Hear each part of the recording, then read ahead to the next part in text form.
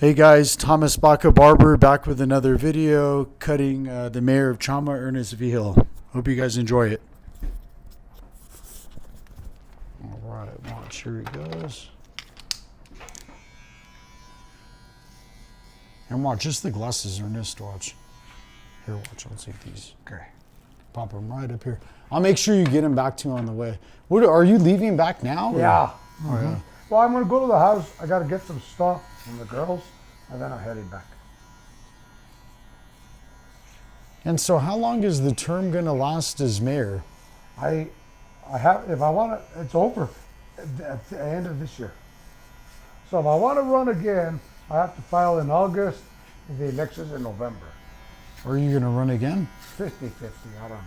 Do it. Think I should? Yeah, hell yeah. Absolutely. It's because of Grandpa. Yeah. Well, I mean, it's for you too, but I'm saying it's, Yeah.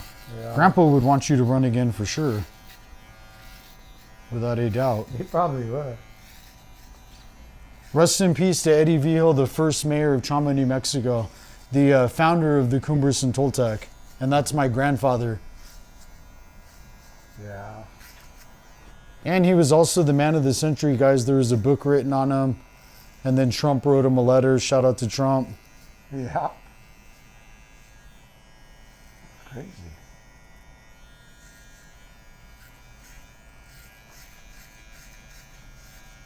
Yeah, so that'll be the end of 4 years. So if I do run again, I would only run once. So you were the mayor for 4 years? Yeah. Jeez, that's a lot. That went by quick. It just seems like it was a couple of years. Jeez. That's awesome. Oh yeah, you got to run again for sure. Because that 8 is a really good number to, It does take a lot of time, for sure. That's all right. But it's okay. Yeah. You're the best one for the job, so it's like.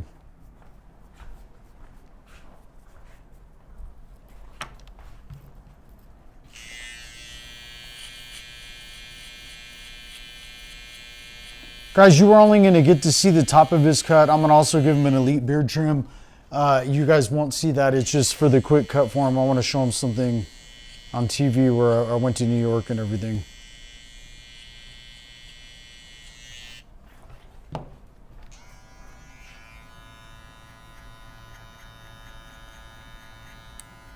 Yeah, the governor here reached out to me. Who did? The governor. Yeah. Wants me to work on, wants me to sit on the board of Corrections Industries. Oh, wow. Whatever that is. It does not pay. Yeah. But I'm saying it'll, it's, they're creating some programs for the inmates in there. Yeah, she's been pretty good to me, really. To the Yeah. village of Chama, I should say. Oh yeah, she's fine. I don't have any issue with anybody. I wish I would have had more time to really get to know her, you know what I mean? Did you have a meeting with her? Or? I've had a few, actually. Oh, nice. Wow. Yeah. Well, that's kind of nice. Yeah. Then you should have taken it, tried to figure out, an opportunity to get to, to get to know her just a little bit better to see, what might be able to come together and transpire. Yeah. She's really from Los Alamos, born and raised there. Oh, nice. What are your goals for Chama then? Well, the two goals that I had mostly was we had a terrible water system and a terrible sewer system. So those have been cleaned up. Right now they're both 100% complete. Wow. So Congratulations. yeah, those were the big ones. Because then it's kind of like your heart and your lungs. Yeah. If you get those healthy, then everything else becomes healthy.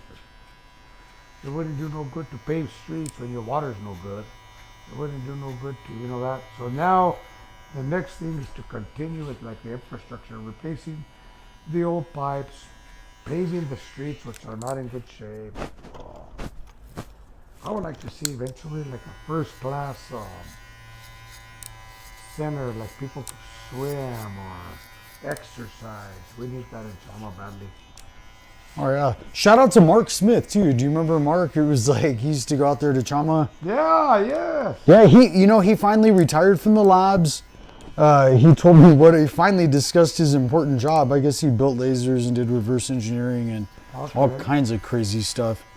But now he sold his home here. He offered me to buy it, but I couldn't afford it. It was way too expensive. Oh, Yeah, I was like, oh, I can't. There's no way. And but yeah, he moved. You know what? He bought us that chessboard right there before he left. And guess what? When he came back for Christmas, I cut his hair. Ah, nice. Shout out to Mark too, because I gave him a free haircut. It's hard to, now that he's not living there, I just couldn't picture charging him. I'm serious. Where did he move to? I think he moved to Washington. Oh, wow. And you know what? He has a bunch of those cornfields in Nebraska. So I guess something real big popped off with those. Someone was telling me, and so he made a bunch of money off of the cornfields. And oh, okay. so he has a bunch going on. But his passion was the optics, and he's an optical engineer. So that's why he stayed at Sandia. He didn't have to. He had plenty. He wanted to. He likes it over there. I have a huge following here from Sandia Labs and from Los Alamos National Labs. Oh, wow. I have one of the biggest scientific followings in New Mexico, guys. As I interview more people, you guys will see the last guy. Shout out to Robert Datton. He flew the president's car, I guess, to the East Coast. These guys all have real interesting jobs. Oh yeah, it's gonna be perfect. All right.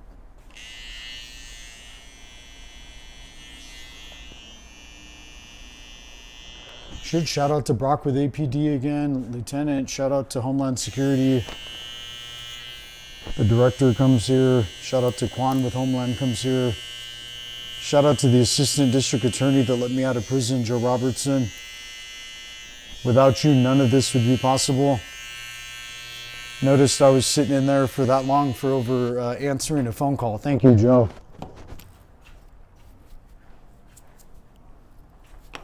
Watch. Show you this part, then we'll do that beard trim privately so nobody show you this other video. You have a humongous law enforcement following. They're the biggest in New Mexico. I talked to James a couple months ago. Oh, cool. He called me, said he wanted to go to Chama. For what? He said he was burned out on the city. But what would you, I mean, so then go move. I mean, what is, I mean, he doesn't really have to ask you. It's like go out there and go rent a place, go do whatever. Yeah. No, he didn't ask me. He was asking me if I knew of any jobs opens.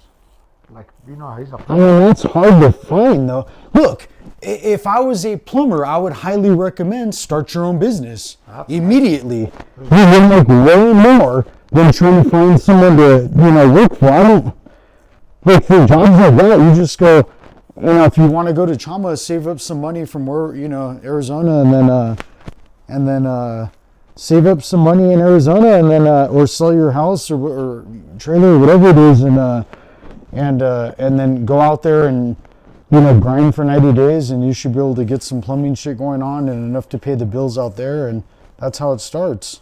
It's easy. I think it would be Easy. I would come here if I was him. I wouldn't even go to Chama, just because I'm saying there's more money here. no doubt. I have so many people here that it's unbelievable. Yeah. I could have you up and running. Look, if someone was afraid to start a plumbing business, then I just go start it for you. Yeah. And then I'll hire you, and then I'll go ahead and you could run it. You know what I mean? And Right. I'll do that. So I'm just saying it's easier to, because think about it. All you have to do is add up what you made, pay gross receipts, and then at the end of the year, tally up what you made and everything, any kind of tax write-off. Any service you do, keep track of it. It's really easy to do. That's one of the easier occupations to become an entrepreneur on, in my humble opinion, because you're not selling anything. Yeah. So like, I don't want to have a store. I don't, you know what I mean? I don't want it to beg you to buy something. Right. I love doing a service.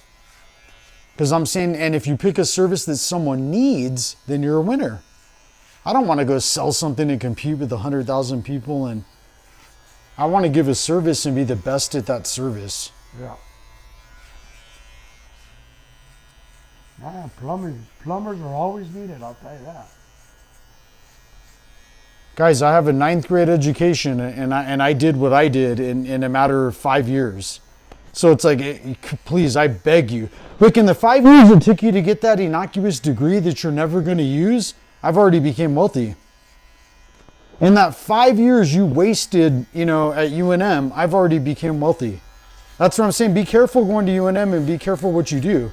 If you do something good there, I'd love to see you over there. I have UNM on my wall right behind you guys. But I'm saying if you guys go there for a business degree, you're a loser. If you guys go there for anything that isn't doctor, engineer, architect, lawyer, then you guys may as well do something else. You probably make more money at a call center.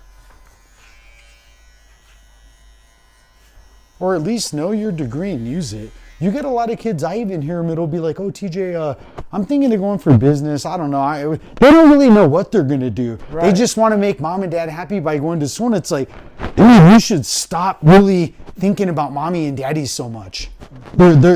Start thinking about what you want to do. It's and positivity, of course. Nothing. Don't do what I did. I had the worst beginning part of life, but it's look, if you're going to utilize school in the right way, go to school. Then you're at the top tier of my program. But if you're going to go get a degree and not use it, you're at the bottom tier of my program. If you're going to be at the family barbecue telling me about your PhD and you don't have anything and daddy paid for your house or what, you're worthless. It was you haven't done anything on your own. That's where it's like, guys, you got to stand up.